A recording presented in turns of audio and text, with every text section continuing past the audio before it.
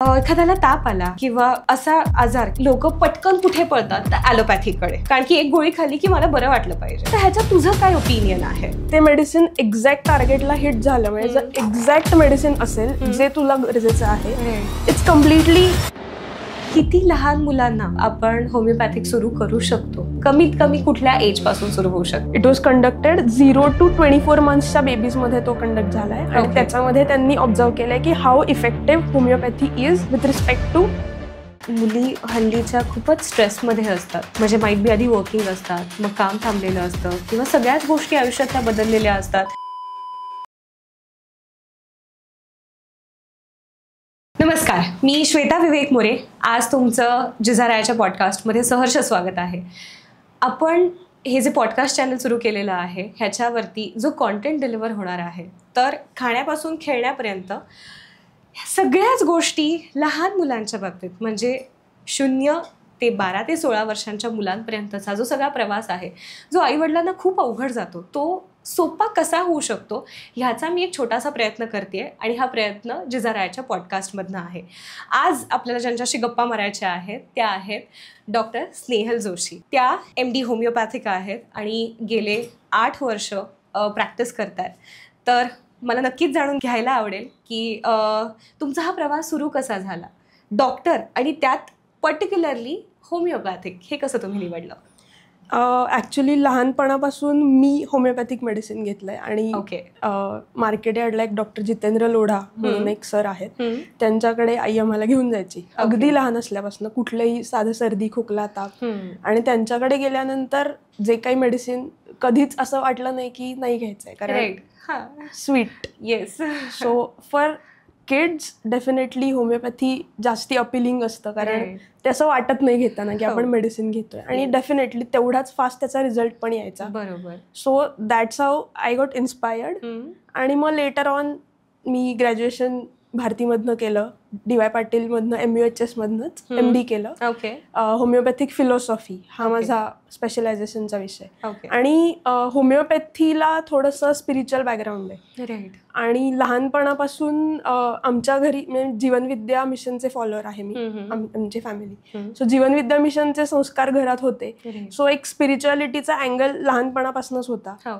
So मनाचं science की बाबा आपण जसे विचार करतो तशा गोष्टी आपल्या आयुष्यात घडतात किंवा अकॉर्डिंगली आपण गोष्टी फेस करतो. सो माइंड किंवा थॉट्सना किती इम्पॉर्टन्स आहे हे माहिती होतं लहानपणापासून आणि ते बघितलं होतं.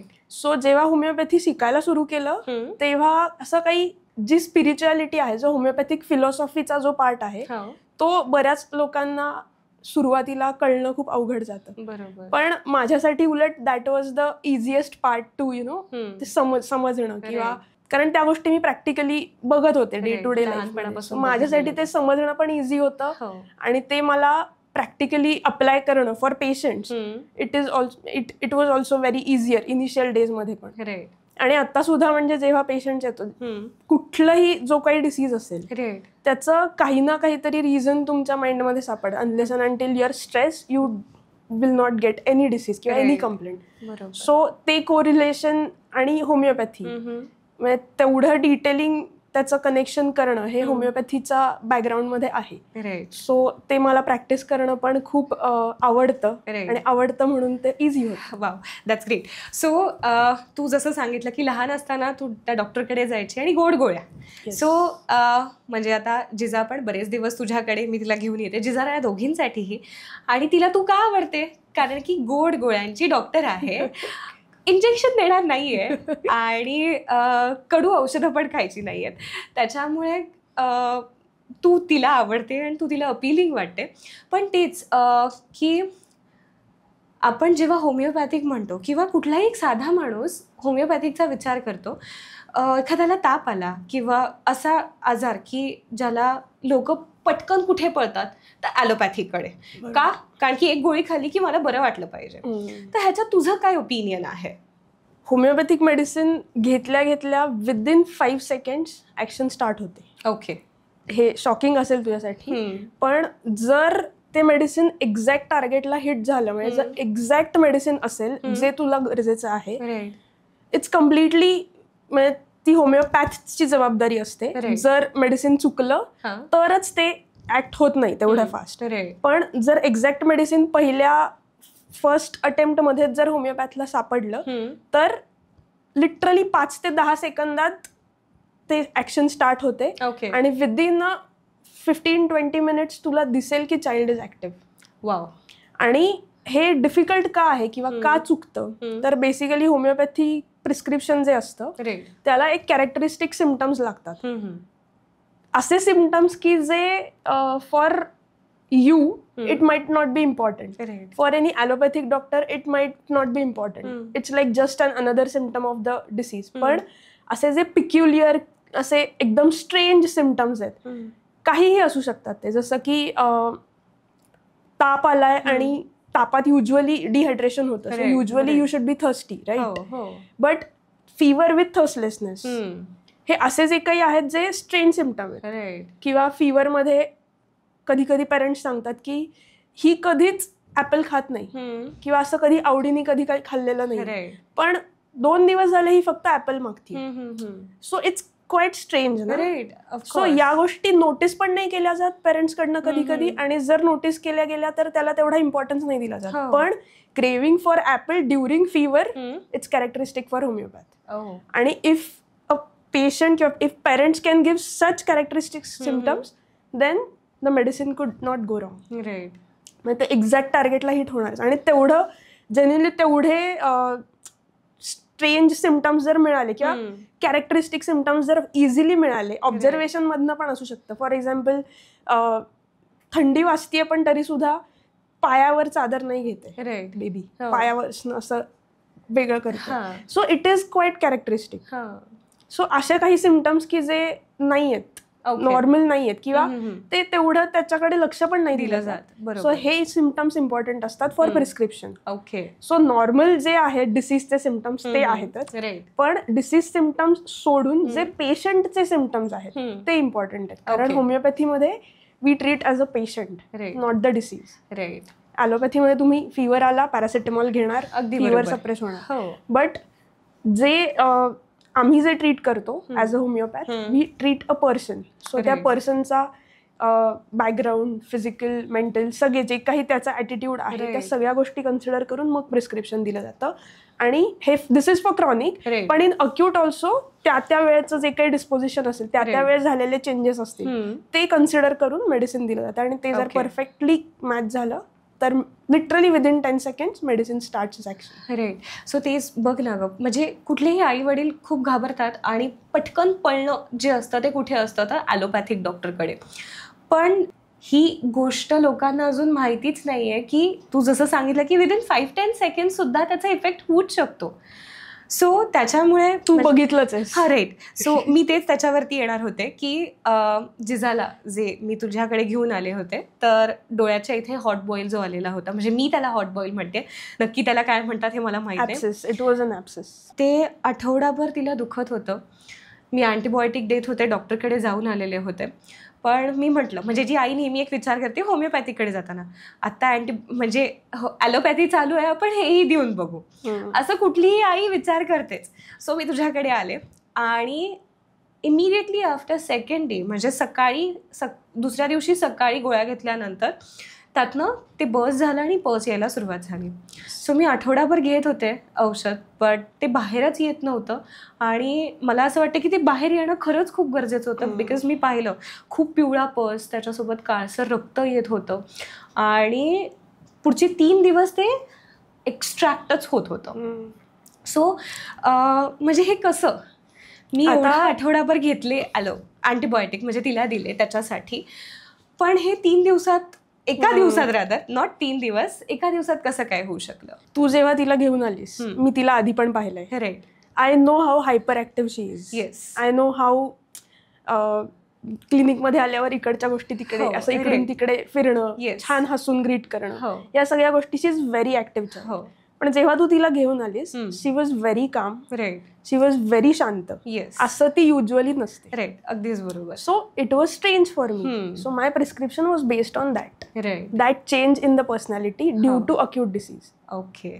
सो त्या गोष्टींवरती बेस्ड जर मेडिसिन सापडलं किंवा तसं जे ऑब्झर्वेशन मिळालं एखादं की जे नेहमीपेक्षा वेगळं, राईट, पण मग त्यासाठी मला आधीचही माहिती पाहिजे. बट अगेन की मग या सगळ्या गोष्टी मॅटर करतात to select a particular remedy, to select a exact match. की जे मेडिसिन दिल्यावर मला माहितीये की हे उद्या होणार आहे, मी तुला सांगितलं की हे उद्या होईल. बरोबर. सो किती लहान मुलांना आपण होमिओपॅथिक सुरू करू शकतो, म्हणजे किती कमीत कमी कुठल्या एज पासून सुरू होऊ शकतं? ऍक्च्युली म्हणजे आय थिंक डिसेंबर किंवा नोव्हेंबर 2024 मध्येच एक रिसर्च पब्लिश झालाय. मी तुला त्याची लिंक देते, डिस्क्रिप्शन मध्ये कुठेतरी टाकते. ठीक आहे. युरोपियन जर्नल ऑफ पेडियाट्रिक्स मध्ये तो रिसर्च पब्लिश झालाय, पण रिसर्च इंडियामध्येच कंडक्ट झालाय. इट वॉज कंडक्टेड 0 to 24 मंथ्सच्या बेबीजमध्ये तो कंडक्ट झालाय. आणि त्याच्यामध्ये त्यांनी ऑब्झर्व केलंय की how effective homeopathy is with respect to all the disease, especially respiratory, GIT troubles, म्हणजे ज्या गोष्टींमुळे स्कूल ॲब्सेंटिझम वाढतं किंवा ज्या गोष्टी रिकरंटली होतात. सो या गोष्टींमध्ये डेफिनेटली होमिओपॅथी कसं फास्ट ऍक्ट करतं आणि तुमची इम्युनिटी कशी बूस्ट करतं. आता वॅक्सिन ही एक कन्सेप्ट आहे. वॅक्सिन आपल्याला इमिजिएट इम्युनिटी देते, कारण आपण वॅक्सिनमध्ये ॲटेन्युएटेड ऑर्गॅनिझम किंवा जे काही त्याचे अँटीजेन्स असतील ते इन्सर्ट करतो. सो त्याच्या अगेन्स्ट आपली बॉडी अँटीबॉडीज क्रिएट करते. बरोबर. So that's how our immunity gets developed, right. पण homeopathy is precursor to immunity, म्हणजे ते इम्युनिटीला बूस्ट करतं. ते तुमच्या बॉडीला सांगतं की इम्युनिटी वाढव. Okay. So that's how the immunity works. म्हणजे it's not directly works on the immunity. असं होत नाही की होमिओपॅथिक मेडिसिन घेतल्यानंतर इम्युनिटी वाढली. It's not immunity medicine. ते बॉडीवरती ऍक्ट करतं आणि मग बॉडी त्याचं टेक केअर करतं. There is a concept of vital force आणि it's a what homeopathic medicine does is it directly acts on that vital force. So energy based healing आहे. म्हणून मी जसं तुला म्हणलं की स्पिरिच्युअल बॅकग्राऊंड आहे होमिओपॅथीला, this is what it is. Right. आणि पहिल्या 2 वर्षात किंवा आपण म्हणू शकतो पहिल्या 5 वर्षात मुलांची इम्युन सिस्टीम बिल्ड होत असते. एक्झॅक्टली. रादर त्यांचं एक्सपोजर तेवढं नसतं जेवढं एका अडल्टचं आहे. सो जेव्हा एवढं एक्सपोजर नाहीये तेव्हा ते कमी अडल्ट्रेटेड आहे. सो तेव्हा rather homeopathic medicine act faster, quick, safe and gentle. Yes. कारण की बघ ना, म्हणजे आई म्हणून ना ग, मी नेहमी ह्या गोष्टीचा विचार करत असते की मला तिला काही फास्ट फूड नाही द्यायचं आहे, मला अशा काही गोष्टी तिला द्यायच्या नाही आहेत की ज्यांनी तिच्या बॉडीवरती हार्म होईल, किंवा तिला फिट ठेवायचं आहे, मग फिजिकली, मेंटली, आणि तसा तिला इंटेक पण गेला पाहिजे. मग पुढचा प्रश्न येतो की अरे सारखेच आजारी पडत राहतात. आता पावसाळा आला, सर्दी झाली, खोकला झाला, मग काही थोडासा ताप आला, होते नाही होते, मग थंडी आली. म्हणजे हवामान, ऋतू जसे बदलत जातात तसं ह्यांना थोडकं होतच असतं. आणि जिजाला झालं की रायाला होतं, रायाला झालं की जिजाला होतं. मग औषधं द्यायची, मग ह्या औषधांनी त्यांच्या शरीरावरती परिणाम तर नाही होणार ना, ॲलोपॅथी. पण मग म्हणजे मी जेव्हा तुला भेटले आणि जेव्हा मला होमिओपॅथिकबद्दल इतक्या गोष्टी कळाल्या, आणि मला म्हणूनच असं वाटलं की सगळ्यांनाच हे कळालं पाहिजे की म्हणजे हा एक ऑप्शन आहे की प्रत्येक वेळी तुम्ही ॲलोपॅथीकडे पळण्यापेक्षा होमिओपॅथी हा ऑप्शन आहे आणि जो खूप इफेक्टिव्ह आहे. Definitely it is effective. पण अगेन मी असं म्हणेन की प्रत्येक होमिओपॅथला त्याचे लिमिटेशन्स पण माहिती पाहिजेत, एस्पेशली वाईल ट्रीटिंग अक्यूट्स. की फीवरमध्ये जेव्हा फीवर 101, 102, 105 पर्यंत जातोय, you cannot wait, you have to intervene. तेव्हा ॲलोपॅथीची मदत घ्यायलाच लागते, आणि ती घ्यायला काहीही चुकीचं त्याच्यात काहीच नाही. आपल्यासाठी पेशंट जास्त इम्पॉर्टंट. बरोबर. So in such cases definitely तुम्हाला पॅरासिटामॉल द्यायला लागते, तुम्ही ती द्यायची. आणि पेरेंट्सनी सुद्धा ती असं त्याला हे नाही करायचं की नाही, बिकॉज होमिओपॅथी काय करतं, एक रेझिस्टन्स डेव्हलप करतं टुवर्ड्स द डिसीज, की नाही यांनी मला अफेक्ट नाही व्हायचं, याच्यासाठी व्हायटल फोर्सला स्ट्रॉंगर करतं. So that's how you become stronger to tackle the disease. पण जर डिसीज कुठेतरी जास्ती ओव्हरवेल्म होत असेल तर त्याला टॅकल करण्यासाठी यू हॅव टू इंटरव्हीन, आणि तेव्हा तुम्ही ॲलोपॅथीची मदत घेऊ शकता. पण कधी ती स्टेज ओळखायची. प्रत्येक वेळेस झालंय, प्रत्येक वेळेस आपण अँटीबायोटिक घेतलंय, त्यांनी गट फ्लोरा पूर्ण डॅमेज होतो. तू जे म्हटलीस की अँटीबायोटिक्स घेतल्यामुळे गट हेल्थ वरती इफेक्ट होऊ शकतो, आणि लहान मुलांचं तर सगळेच ऑर्गन्स खूपच नाजूक असतात, तर मग होमिओपॅथिकचे काही साईड इफेक्ट्स आहेत का? नाही, होमिओपॅथीचे साईड इफेक्ट्स नाहीत. मी अँटीबायोटिक्सचं सुद्धा असं का म्हणलं, antibiotic, gut has some bio, so anti त्याला करणारच आहे ऍक्शन. राईट. सो म्हणून बरेचदा अँटीबायोटिकचा जर खूप दिवस कोर्स घेतला असेल तर you have to take probiotic. Right. So त्याच्यामुळे तुमचा gut flora will come back to the normal thing. Okay.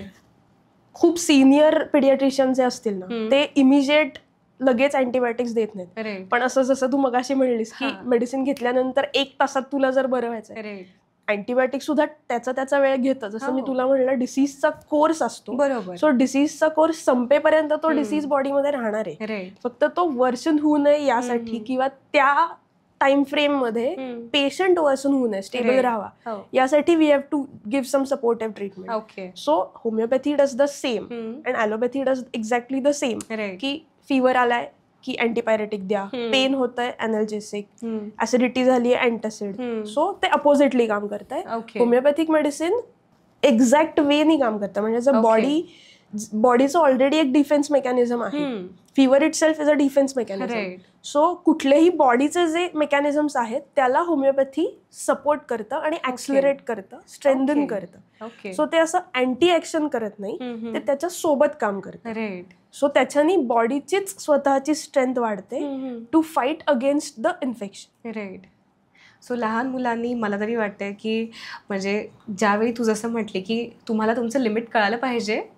Exactly that one should understand. Right. पण म्हणजे जे रिकरिंग बेसिसवरती होणाऱ्या गोष्टी असतात बिकॉज ऑफ इम्युनिटी, त्याच्यासाठी मला खरंच वाटतं की homeopathy it is a best remedy. पण मला हेही विचारायचं आहे तुला की काही मुलांमध्ये जन्मतः काही आजार असतात, तर ह्याच्यावरती होमिओपॅथी कसं काम करतं? Yes, definitely. आता काही खूप सिव्हिअर लेवलचे पॅथॉलॉजिकल लेवलचे आजार असतात. आता माझ्याकडे एक पेशंट आहे नेफ्रॉटिक सिंड्रोमचा. नेफ्रॉटिक सिंड्रोम म्हणजे काय, तर जे काही तुमचं ग्लोमेरुलर एक फिल्टर असतं किडनीमध्ये, ते फिल्टर खराब होतं आणि त्याच्यातनं प्रोटीन लीक व्हायला लागतं. सो तू विचार कर, लहान बेबी अराउंड मॅक्झिमम 6 ते 7 वर्ष वयाचा आहे आणि जे काही तो खातोय त्याच्यातनं जे प्रोटीन आहे ते लीक होत आहे. आणि protein is a main component for body building. बरोबर. सगळी immunity is based out of protein. तुमचे WBCs, RBC सगळ्याचं जे स्ट्रक्चर आहे ते स्ट्रक्चर प्रोटीन देणार आहे. हेच प्रोटीन जर शरीरातनं लीक व्हायला लागलं तर मग ही इज म्हणजे तो कुठल्याही इन्फेक्शनला जर चुकून एक्सपोज झाला तर direct end stage, because there is no immunity to support, because there is no protein. So म्हणून अशा ज्या केसेस आहेत, आता नेफ्रॉटिक सिंड्रोमला the only line of treatment is steroids. So along with steroids if you give supportive homeopathy, तुमचा स्टिरॉइड्सचे doses सुद्धा कमी होतात लवकर. त्याचा नेफ्रॉटिक सिंड्रोम असा आजार आहे की तो रिकरंट राहतो किंवा खूप वर्ष त्याला स्टिरॉइड्सची ट्रीटमेंट घ्यायला लागते. अशा वेळेस एवढ्या लहान बच्चूला सगळ्यातनं जायला लागतं, त्या पेन मधनं जायला लागतं. पेरेंट्सचा स्ट्रेस या सगळ्यामुळे जो होतो तो वेगळाच. सो याच्यामध्ये जर सपोर्टिव्ह आपण होमिओपॅथी दिलं तर आपण डिसीजचं प्रोग्रेशन इझियर करू शकतो किंवा स्लो डाऊन करू शकतो आणि रिकव्हरी फास्ट करू शकतो. डेफिनेटली असे पण खूप केसेस आहेत की जे होत आहेत टुवर्ड्स होमिओपॅथी शिफ्ट होत आहे अलॉंग साईड. म्हणजे डेफिनेटली इथे ॲलोपॅथी सोबतच तुम्हाला अशा केसेसमध्ये काम करायला लागतं. बरोबर. Some ADHD cases, attention deficit hyperactivity disorder, ज्याच्यामध्ये बेबी खूप हायपर ऍक्टिव्ह असतात, अटेन्शन स्पॅन खूप कमी असतो. अशा बेबीजमध्ये किंवा ऑटिस्टिक बेबीजमध्ये होमिओपॅथी वर्क्स लाईक मिरॅकल. आता ADHDचा विषय निघाला म्हणून सांगते की जेव्हा असं म्हणजे अपार्ट फ्रॉम होमिओपॅथी ऑल्सो मी पेरेंट्सना हे सजेस्ट करते की कुठल्याही स्पोर्टमध्ये त्याला घाला. बरोबर. की ज्याच्यामध्ये एक डिसिप्लिन राहते, म्हणजे एक डिसिप्लिन शिकतो आपण आणि एनर्जी चॅनलाइज होते. मी स्वतः अजून सुद्धा खेळते, सो त्याच्यामुळे मला स्पोर्ट्सचा इम्पॉर्टन्स माहिती आहे. It's a very special part, it has very special place in my life. So त्याच्यामुळे एक डिसिप्लिन राहते. एक टीम स्पोर्ट असेल तर कॉर्डिनेशन राहतं, एकमेकांसोबत समजून घेण्याची ती एक कपॅसिटी वाढते आणि ती लहानपणापासूनच डेव्हलप होते. आणि मग अशा बेबीजना की ज्यांना ADHD आहे त्यांच्यासाठी एक सगळी एनर्जी चॅनलाइज होते. सो त्यांचा अटेन्शन स्पॅन ऑटोमॅटिकली वाढतो. दे लर्न टू फोकस आणि हा फोकस नुसता अभ्यासात नाही येणार. त्याच्या आवडीच्या ऍक्टिव्हिटीमध्ये तो फोकस करायला शिकला की मग तो बाकीच्या गोष्टींमध्ये फोकस करू शकतो. आणि हे हल्ली खूप मुलांमध्ये कॉमन आहे. ADHD इज व्हेरी हां, म्हणजे आढळून येतं. आणि फोन त्याचं रिझन. ओके. नाही, खरंच म्हणजे मीही बघितलेलं आहे की हल्ली फोनचा युसेज खूप वाढत चाललेला आहे. खात नाही, काही करत नाही, त्रास देतोय, फोन हातात द्या. So it's easier for parents. Right. Yes. And it is a big time task to feed your baby without anything. म्हणजे खेळणी देऊन खाणं भरवणं आणि बिना फोनचं खाणं भरवणं हे खरंच खूप एक मोठा टास्क आहे. Ideally till the age of 5 तुम्ही फोन नाही द्यायला पाहिजे. बिकॉज एक ब्रेनचे फॉर्मेटिव्ह एज असतं आणि तोपर्यंत ब्रेन डेव्हलप होतो. सो त्यावेळेस तुम्ही त्याचं अटेन्शन जर एका स्क्रीन पुरतं जर लिमिटेड ठेवलं तर मग बच्चू बाकीच्या गोष्टी कसं शिकणार. बेबीज आपल्याकडे बघून शिकतात, बोलायला आपल्याकडे बघून शिकतात, चालायला कसं पेरेंट्स रिॲक्ट करतायत तसं ते रिॲक्ट करतात. सो हे ग्रास्पिंग जे असतं ते ग्रास्पिंग ते त्यांच्या एन्व्हायरमेंटकडे बघून करणार. सो त्यांचं जर एन्व्हायरमेंट तुम्ही एका स्क्रीन पुरतं जर मर्यादित ठेवलं तर इट इज डिफिकल्ट. म्हणजे मी जिजाच्या बाबतीत बघितलंय ना, जिजा विवेक म्हणतो की ती तुझी कॉपी आहे. म्हणजे बोलताना, चालताना, गोष्टी करताना सेम करते. म्हणजे ऑफकोर्स ती आम्हाला बघतीये म्हणून ती ते करू शकते. आणि हे मीही बघितलेलं आहे की फोनमुळे म्हणजे काय डिस्ट्रॅक्ट होणं, एका ठिकाणी लक्ष न लागणं हेही आहेच आहे. मला इथे तुला अजून एक विचारायचं आहे की म्हणजे मेंटल सपोर्टसाठी किंवा आपण म्हणू शकतो की एकाग्रतेसाठी जी लहान मुलांमध्ये काही मुलांमध्ये नसते, काही मुलांमध्ये असते पण चॅनलाइज नसते, तर ह्याच्यात होमिओपॅथिक कसं कॉन्ट्रीब्यूट करतं? येस, डेफिनेटली काम करतं. आणि ह्या गोष्टी का होतात याच्याकडे लक्ष देणं गरजेचं आहे. ओके. आजकाल आई वडील दोघंही बिझी आहेत. राईट. बच्चूकडे अटेन्शन नाही दिलं जात. राईट. सो ते अटेन्शन दिलं नाही गेलं की ते दुसरीकडे काहीतरी गोष्टी शोधतंय आणि मग त्यामुळे काय होतंय की फोकस राहत नाहीये, देर इज नो कॉन्सन्ट्रेशन. मग हे इकडे तिकडे जी हायपर ऍक्टिव्हिटी येते ती त्याच्यामुळे येते. ओके. सो डेफिनेटली या सगळ्या गोष्टीला होमिओपॅथी सपोर्टिव्हली काम करेल, पण सपोर्टिव्हली. मेन रोल इकडे एन्व्हायरमेंटचा आहे, पेरेंट्सचा आहे. सगळ्या गोष्टींचा जर सपोर्ट घेतला, बऱ्याचदा CBT आहे, स्पीच थेरपी आहे, या सगळ्या गोष्टी पण अलॉंग साईड होमिओपॅथी सगळ्या गोष्टी जर एकत्र पॅकेजमध्ये जर आपण देऊ शकलो बेबीजना तर ते डेफिनेटली जास्ती चांगलं काम करतं. ओके. त्याच्यानंतर पुढचा प्रश्न की ड्युरिंग प्रेग्नन्सी बाळ पोटात असताना आईला खूप लिमिटेशन्स असतात की ह्या औषधं घ्यायची नाही आहेत, ह्या गोळ्या घ्यायच्या नाही आहेत, किंवा खूप लिमिटेड टॅबलेट्स अलाउड असतात कारण की ज्याचा अफेक्ट बाळावरती होऊ शकतो. तर मग ह्याच्यामध्ये होमिओपॅथिक कन्झम्पशन होऊ शकतं का? येस, डेफिनेटली होऊ शकतं. आता प्रेग्नन्सीमध्ये काय होतं की खूप सारे हॉर्मोन्स इकडे तिकडे होतात जे नॉर्मली असतात. सो त्या हॉर्मोन्समुळे आपला स्ट्रेस लेवल्स वरती खाली, मूड स्विंग्स वरती खाली. So along with that mother whole family goes through the pregnancy. कारण बरेच मूड स्विंग्स होतात, बऱ्याच गोष्टी होतात. सो या सगळ्या गोष्टी आणि त्याच्यामुळे होणारे फिजिकल इफेक्ट, हायपरेमेसिस ग्रॅव्हिडोरम म्हणजे जे पहिल्या 3 महिन्यात जे वॉमिटिंग होतं, नॉशिया होतो, हे सगळे सिम्पटम आपण त्याला पॅथॉलॉजी कन्सिडर नाही करत. हे नॉर्मल फिजिओलॉजिकल सिम्पटम्स आहेत due to hormonal influence. So या सगळ्या गोष्टींना कंट्रोलमध्ये ठेवण्यासाठी homeopathy definitely works like miracle. Right. कारण की खरंच आई म्हणून मला हे जेन्युअनली माहिती नव्हतं की होमिओपॅथिक हा option. Homeopathy prenatal, during birth, मतलब during child labour and postnatal तिन्ही वेळेस व्यवस्थित छान रिझल्ट देतात. ओके. कारण इवन मी एक डिलिव्हरीची केस बघितली होती.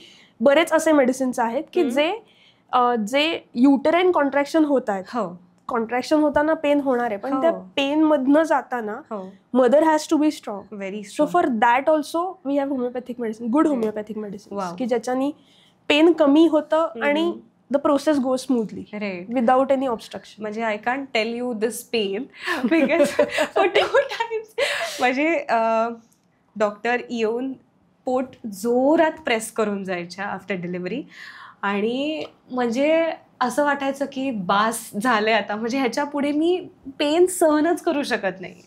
सो हे दोन्ही वेळेला मला खूपच झालं. म्हणजे दुसऱ्या वेळेला मी जास्ती स्ट्रॉंग होते, पहिल्या वेळा एवढी नव्हते कारण की कळालेलं होतं पहिल्या वेळी की काय दुसऱ्या वेळी काय असतं काय नसतं. पण खरंच अगं म्हणजे प्रेग्नन्सी झाल्यानंतर पण म्हणजे जेवढं डॉक्टरांनी सांगितलेलं होतं की नाही तुम्ही तुमच्या गोळ्या घेऊ शकत नाही, कारण की आपण करतो ना युजली मेडिकलमध्ये जातो, हां मला आता गोळी पाहिजे आहे, मला ताप आला आहे, मला सर्दी झाली आहे, द्या. पण स्पेसिफिकली ड्युरिंग म्हणजे प्रेग्नन्सी तुम्ही कॅरी करताय बाळाला आणि झाल्यानंतर सुद्धा खूप रेस्ट्रिक्शन असतात औषधं घेण्यासाठी. तर आफ्टर डिलिव्हरी तू जसं म्हटले की तिन्ही प्रोसेसमध्ये तुम्ही डोळे झाकून होमिओपॅथी घेऊ शकता. मला तुला विचारायचं आहे की हल्ली मी बऱ्याच महिलांमध्ये बघते, म्हणजे मला बऱ्याच जणांचे मेसेजेस येतात की ब्रेस्ट फीड मी प्रॉपरली करू शकत नाही आहे किंवा तेवढा सप्लाय येत नाही आहे. मी यांना त्याच्यात माझा जो पर्सनल एक्सपिरियन्स आहे तो शेअर करते की तुम्ही मेंटली स्ट्रॉंग राहा, जे रेग्युलर खाताय ते खा, फीडिंग पोझिशन्स चेंज करायचा प्रयत्न करा. पण ह्याच्यात असे काही मेडिसिन्स आहेत का होमिओपॅथिकमध्ये की जेणेकरून ब्रेस्ट म्हणजे मिल्क सप्लाय इन्क्रीज व्हायला हेल्प होऊ शकते? येस. आता काय होतं, बरेचदा जे सी सेक्शन थ्रू गेलेले असतात, सो त्यांच्यामध्ये ऑक्सिटोसिन तेवढ्या प्रमाणात रिलीज नसतं झालेलं. So because of that also की जर मॅमरी ग्लँडची तेवढी ऍक्टिव्हिटी नाही झाली तर मिल्क इजेक्शन होणं थोडंसं डिफिकल्ट जातं सुरुवातीला. सो या गोष्टी म्हणा किंवा ड्यू टू इमोशनल स्ट्रेस, आता सगळंच एन्व्हायरमेंट चेंज झालंय फॉरमध्ये, बॉडी खूप गोष्टींमधनं गेली आहे. सो त्या सगळ्या गोष्टींना इझिली अडॅप्ट करण्यासाठी किंवा जे काही बाकीचे माइंड मधल्या गोष्टी आहेत त्यांना मॅनेज करण्यासाठी होमिओपॅथिक मेडिसिन खूप चांगलं काम करतं. आणि सगळ्या गोष्टींना खूप अलॉंग विथ दॅट जर अगेन लॅक्टेशनल सपोर्ट हेल्प जर घेतली तर डेफिनेटली हे खूप इझी वे मध्ये पोस्ट म्हणजे तुम्ही पोस्टपार्टम पण एन्जॉय करू शकता, राईट, जसं प्रीनेटल एन्जॉय करायचं असतं. पण हे पण मला अजून एक विचारायचं आहे की पोस्टपार्टम मुली हल्लीच्या खूपच स्ट्रेसमध्ये असतात की म्हणजे माईट बी आधी वर्किंग असतात, मग काम थांबलेलं असतं किंवा सगळ्याच गोष्टी आयुष्यातल्या बदललेल्या असतात, हे सगळं खूप अवघड वाटायला लागलेलं असतं.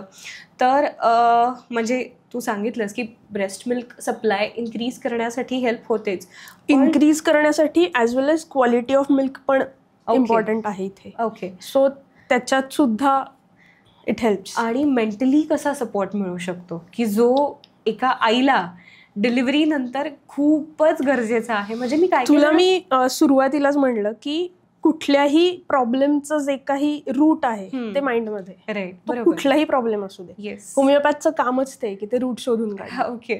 So once you know this is the thing which is troubling you, right. For example आता ज्यांनी न्यूली डिलिव्हर केलेलं असतं त्यांच्या डोक्यात हे असतं की आता मी परत कधी वर्क रिझ्यूम करू शकेन, माझं प्रोफेशनल लाईफ, माझं करिअर, या सगळ्या गोष्टी हॅम्पर होणार आहेत. बरेचदा या गोष्टींशी रिलेटेड असतं.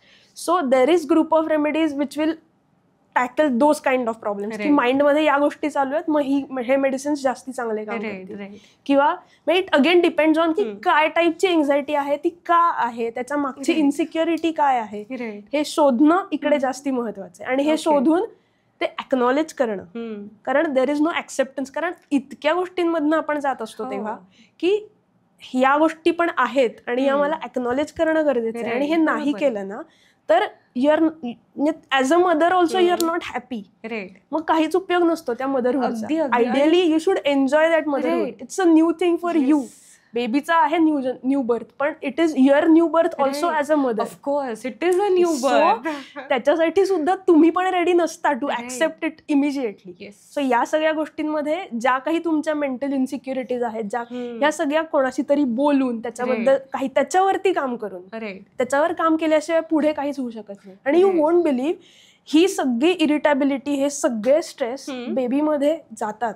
राईट. बेबी जेव्हा there are specific homeopathic medicine colic in babies due to irritability of mother while nursing. Wow. म्हणजे त्या बेबीचं पोट दुखतंय because mother is very irritable while feeding that baby. There are specific remedies for these symptoms. Right. So now you can imagine how much it is important for mother to be happy. मी तुला सांगते की again मी जसं तुला म्हटलं की milk supply कमी आहे ह्याच्यासाठी पण मला DMs येतात. आणि कोलिक हा आत्ताचा खूप कॉमन प्रॉब्लेम आहे. आणि खरंच मलाही हे माहिती नव्हतं. म्हणजे जिजाच्या वेळी पण मी ही ऑब्झर्व केलेली गोष्ट आहे की तिला खूप कोलिकचा त्रास झाला. आणि माझी सुद्धा पहिलीच वेळ होती. ह्या सगळ्यातनं मी पहिल्यांदा चाललेले होते. आणि मी तुला सांगते की पहिले 2 आठवडे म्हणजे फीड करताना ब्लीड होत होतं. So that was way too painful आणि हे कोणालाही होऊच शकतं. तर ह्यातनं म्हणजे जसं तू म्हटली की तुम्ही कोणाशी तरी बोललं पाहिजे, कन्सल्ट केलं पाहिजे, पण खरंच म्हणजे मला जर त्यावेळी माहिती असतं तर मी नक्कीच कन्सल्ट केलं असतं. It's not about only consultation, पण मी तेच म्हणलं की कोणीतरी असं पाहिजे. ऑफकोर्स त्यावेळेस हजबंड असतो की तुम्ही तुमच्या डोक्यात जे काही चाललंय you are actually talking about it, you are acknowledging those stuff, आणि त्याच्याने तुमचं हेड क्लिअर राहतं. आणि तुम्ही जर हॅपी नसाल तर baby is not going to be happy. This is my tagline. Happy is new healthy. Right. Unless and until you're happy, you're not going to be healthy. It's applicable for mother as well as child. So mother, you be happy, your kid will be healthy and happy. Yes, definitely. Because for kid, that is the only environment. Of course. जे काही घरात आहे आणि सगळ्यात पहिलं जे काही मदरचं आहे तेच environment. पहिले 6 महिने तर तेवढंच असतं ना, आपण बाळाला वरचं खाणंही देत नाही. आपण कोणालाही भेटलो आपल्याला सुद्धा वाइब्स फील होतात. हो. मग त्या बेबीला डेफिनेटली ते वाइब्स फील होणार आहेत ज्याच्यात थ्रू मदर जाते. So unless and until mother is happy कुठलीच गोष्ट नीट होणार नाही. So everything is in your hand की how you should be how you should able to tackle all the stresses, all the negativity which are dealing with. हे normal आहे, पण या सगळ्यामध्ये एक सगळ्यात इम्पॉर्टंट गोष्ट अशी आहे की आता you are a mother. So त्याच्यामध्ये एक इट सेल्फ हा वेगळा हॅपीनेस आहे. Start to enjoy that motherhood. Definitely सगळ्या गोष्टी इझी सोप्या होणार आहेत. डॉक्टर स्नेहल, तुमच्याशी गप्पा मारून खरंच म्हणजे ज्या गोष्टी माहिती नव्हत्या किंवा एका आईला वडिलांना ज्या गोष्टी माहिती पाहिजेत आणि जे त्यांच्या मुलांवरती ते इम्प्लिमेंट करू शकतात त्या खरंच इतक्या गोष्टी आज समजलेल्या आहेत. आणि तुम्ही जे इनपुट्स आणि सजेशन्स दिलेले आहेत मला खात्री आहे की आया त्याच्यावरती काम करतील. Not only mothers but as well as father, आणि जे त्यांच्यासाठी आणि मुलांसाठी योग्य करता येईल होमिओपॅथिक थ्रू ते नक्कीच करायचा प्रयत्न करते. डेफिनेटली होमिओपॅथीची हेल्प घ्या. विचार करा की homeopathy should be your first line of treatment. Allopathy is always there, आणि कुठल्याही होमिओपॅथनी पण एक with conjuncture with allopathic friend you should work so that it becomes easier for patients as well as you. Right. So thank you so much. Thanks a lot. Thank you so much. Yes, जसं मी म्हटलं की आज तुम्हाला सुद्धा यातनं बऱ्याच गोष्टी कळालेल्या आहेत की नक्की होमिओपॅथी कसं काम करतं, कुठे कुठे करू शकतं, आणि जर बघितलं तर ह्याला कुठलेच लिमिटेशन्स नाही आहेत जे ॲलोपॅथीला येऊ शकतात. म्हणजे before pregnancy, after pregnancy, during pregnancy, breast feed चालू असेल कुठल्याही ह्याला, आणि लहान मुलांना सुद्धा कशालाच ह्याचे लिमिटेशन्स नाही आहेत. सो तुम्हाला ज्या क्वेरीज असतील तर तुम्ही नक्की DM करा, आणि डॉक्टर स्नेहल जोशी आहेच आहेत की जे तुमच्या प्रश्नांची उत्तरं देतील. So thank you so much.